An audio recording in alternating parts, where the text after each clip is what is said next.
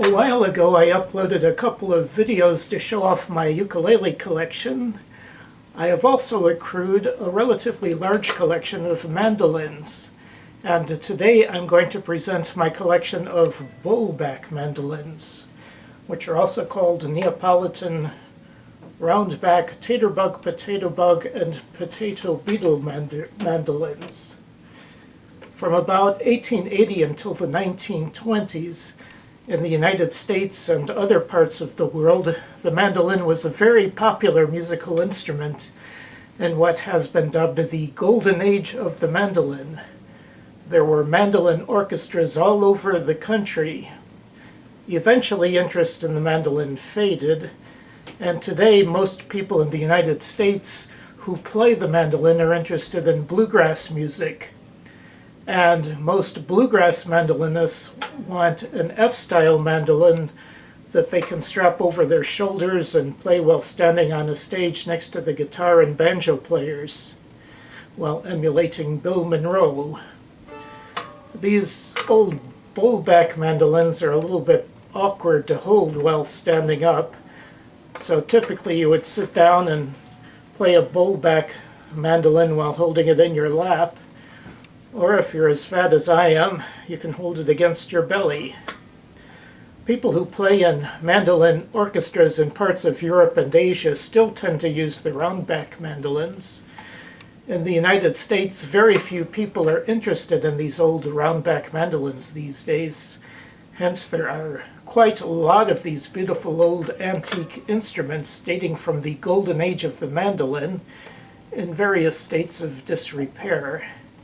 Two places to shop for them are eBay and shopgoodwill.com. I tend to prefer shopgoodwill.com.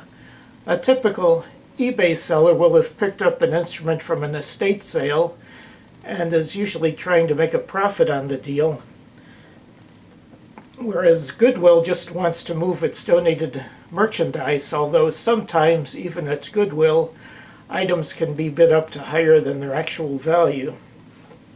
If you're looking for an inexpensive guitar, Goodwill has so many guitars that a lot of them go by unsold.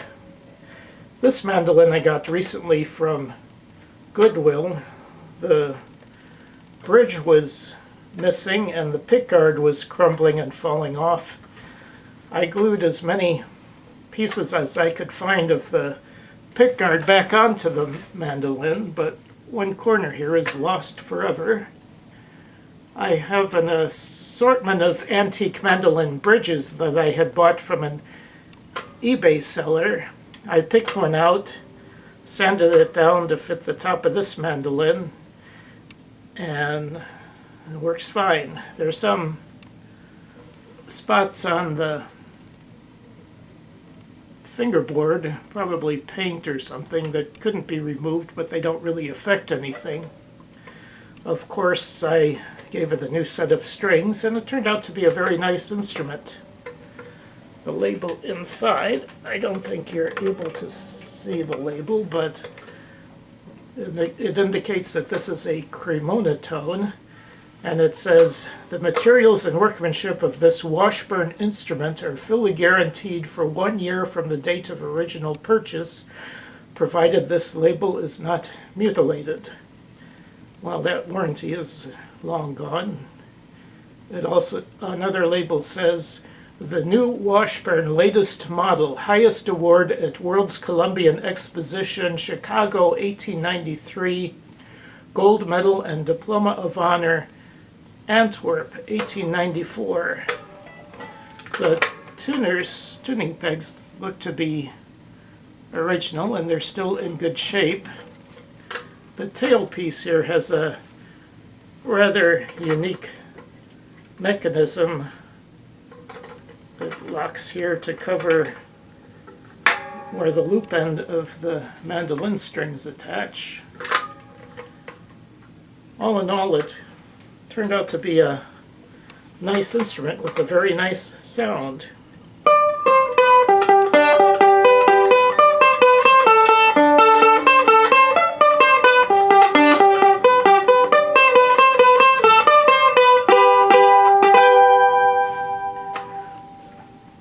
Okay, the next mandolin that I have to show looks very similar and might have been made from the same company. The Pickguard, the shape of the Pickguard is almost identical. Possibly a cheaper model. The label inside is completely faded and I couldn't read it at all. The tuners on one side were broken and I replaced them with a new set of Grover tuners. When you're ordering replacement tuners, it's important to measure carefully the distance between posts. Also, they don't make tuning gears like this anymore, so I had to drill the holes bigger on the top in order for the posts to fit through the holes. And this turned out to be a nice mandolin that resonates nicely, especially on the lower strings.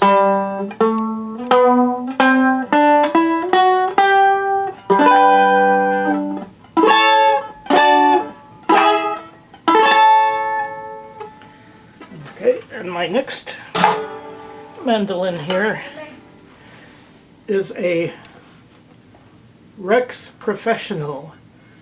Some of the staves on the back were separating. You see a lot of mandolins like this. So I glued them back together. It's a rather sloppy job I did, but it's holding. I think that I also replaced the bridge on this one. The label inside, as usual, says that it's warranted against defects for 1 year.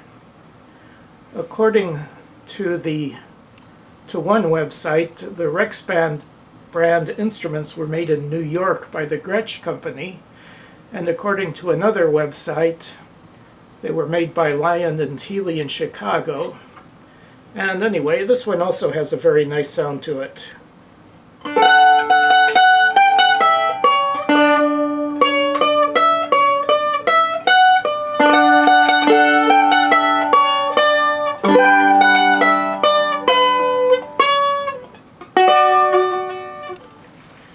Okay, and this next mandolin is smaller than the others, which makes me suspect that it might have been a Golden Age child-size mandolin. I bought this from an eBay seller about 10 years ago. There aren't any labels or any other markings to indicate what company made this. I replaced the tuning gears myself, and the action was too low on the E string, so I shimmed it up just a little bit by placing a pencil shaving between the bridge and the E strings here, and it just made it.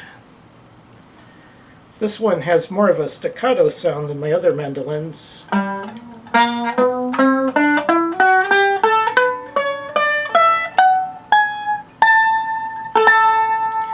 Not much sustenance there. But it's probably okay if there's a particular piece where I want to have a staccato effect, or which calls for a staccato effect. Okay, and my next mandolin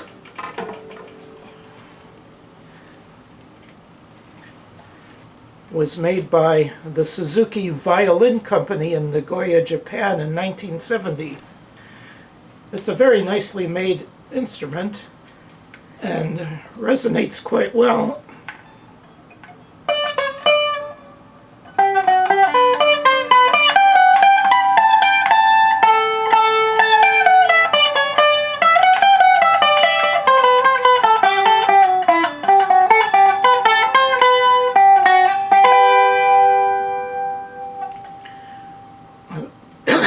Suzuki is best known in the United States for the popular Suzuki violin method that use the series of books that a lot of children use when they're learning the violin. I don't think that Suzuki makes mandolins anymore, but mandolin orchestras in Japan still use the Bowlback Mandolins. If you're looking for an inexpensive Bowlback mandolin that isn't broken, then I recommend checking out eBay. There are sellers in Japan and Taiwan who have a lot of Suzuki mandolins available. And unlike my other mandolins, the headstock here, it looks similar to that of a classical guitar rather than what most mandolin headstocks look like. My next mandolin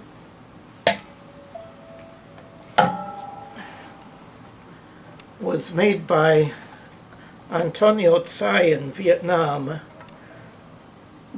I bought this mandolin from a seller in Vietnam through eBay about 10 years ago. It has some very nice inlay work to it. You can see it here. It's a very pretty instrument, but not the greatest tone.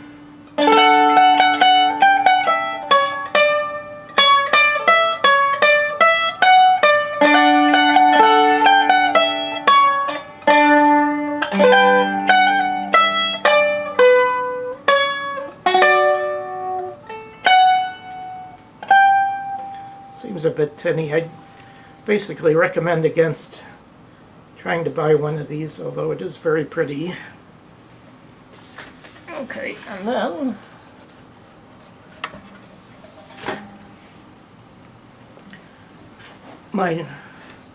finally I got this Catania Carmelo mandolin made in Sicily in 1968 from shopgoodwill.com. And unlike my other Bowlback mandolins, it has a 0 fret here next to the nut. It was quite an extraordinary find, still in excellent shape, with a very beautiful sound to it.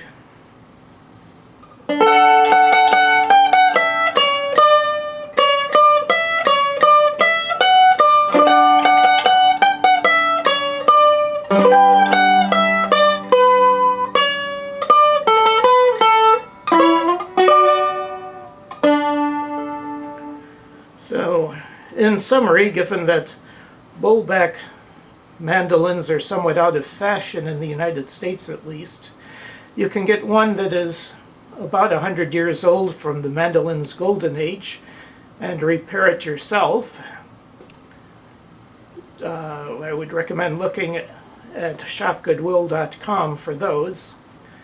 You can also get a nice Suzuki mandolin from Japan or Taiwan that you can play right away without having to fix it up. Or keep shopping and you may eventually stumble upon a gem like this one. So until next time, keep on picking and grinning.